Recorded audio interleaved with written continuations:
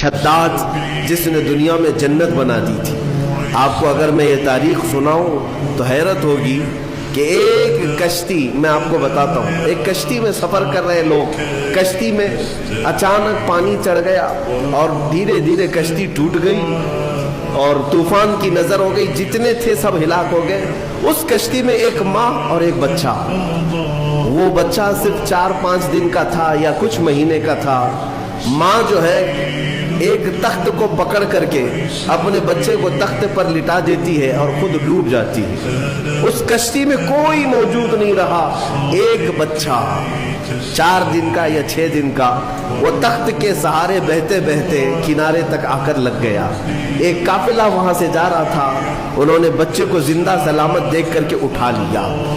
آپ کو میں بتاؤں، وہ بچے کو لے جانے والے لوگ اپنے گھر پرورش کرتے ہیں اور اس بچے کو ہی شداد کہا گیا ہے. وہ جو بچہ تھا جس کی ماں بھی مر گئی، سارا قافلہ ڈوب گیا، تنہا جو بچہ کسی کے ہاں کفالت میں کسی کے زیر نگی رہا، وہ شداد تھا.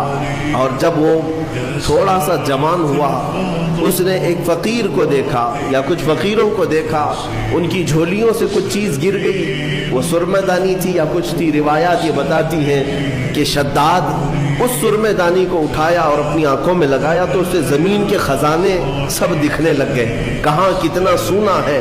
وہ اس طرح سے کھودتا تھا اور سونے کا مالک بنتا چلا گیا. اتنا بنا کہ وقت میں اس سے زیادہ مال کسی کے پاس نہیں تھا. پھر اس نے ایک بار اعلان یہ کر دیا کہ اب میں جو ہے سارے دنیا کو پال سکتا ہوں. اس وقت ایک درویش نے آ کر کے اس سے کہا کہ شداد، تو اپنے مال سے زکوٰۃ بھی ادا کیا کر، فقراء و مساکین کو بھی دیا کر، اللہ تعالیٰ تجھے جنت عطا کرے گا. اس نے کہا کون سی جنت ہے؟ جنت کیا ہوتی ہے؟ کہا جنت عالی شان ہے، رب تعالیٰ کی بنائی ہوئی، جس کی ایک اینٹ سونے کی تو ایک اینٹ چاندی کی، زمین زعفران سے بچھی ہوئی، بہت خوبصورت جنت کا نظارہ ہے. اگر تو خیرات کرے تو اللہ تجھے وہ بھی عطا کرے. اس نے کہا مار کر کے، ٹھٹا مار کر کے کہا ہے ایسی بھی کوئی جنت ہوتی ہے؟ اس سے بہتر جنت تو میں دنیا میں بنا دوں گا. تم اس جنت کی لالچ مجھے دے رہے ہو؟ اتنا مال تو میرے پاس ہے کہ میں خود بنا لوں جنت. اور اس نے آرڈر دیا اور عدن ایک علاقہ ہے، وہاں پر جنت بنانے کا حکم دیا. موسم ڈھونڈا گیا، ٹھنڈا موسم ہو، باغیچے لگائے گئے، دریا اس کے اندر نہریں بہائی گئیں اور پھر سونے اور چاندی کی اینٹوں سے محلات تعمیر کیے گئے. برسوں لگ گئے اس جنت کو بنانے کے لیے.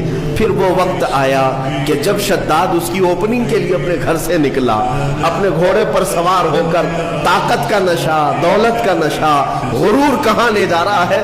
دنیا میں جنت بنایا ہے. گھوڑے پر بیٹھ کر کے جب اپنی بنائی ہوئی ہاتھوں کی جنت کو افتتاح کے لیے پہنچا، دروازے پر پہنچا نہیں تھا کہ گھوڑا ٹھوکر کھا کر گرا اور شداد نیچے جیسے ہی گرا چوٹ لگی اور وہیں اس کا دم نکل گیا.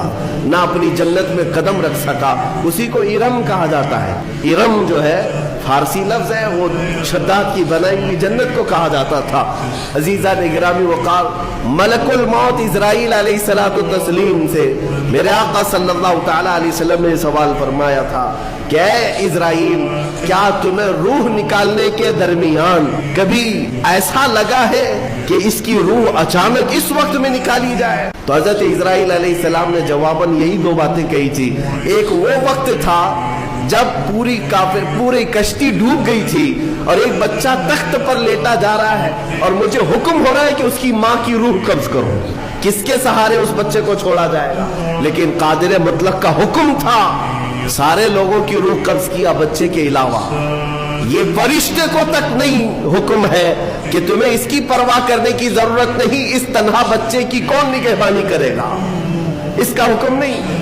ماں کی روح قبض کر لیا. اس وقت مجھے تعجب تھا کہ اس بھرے سمندر میں اس تنہا بچے کو دیکھے گا کون؟ لیکن پھر دنیا نے دکھایا کہ اس بچے کو صرف دیکھا نہیں گیا بلکہ دنیا کا سب سے بڑا امیر بنایا گیا. پھر آپ فرماتے ہیں دوسرا وہ وقت تھا جب اس نے اپنی پوری جمع پونجی خرچ کر کے جنت بنائی. دروازے پر پہنچنے سے پہلے مجھے حکم ہوا کہ اس کی روح قبض کر لی.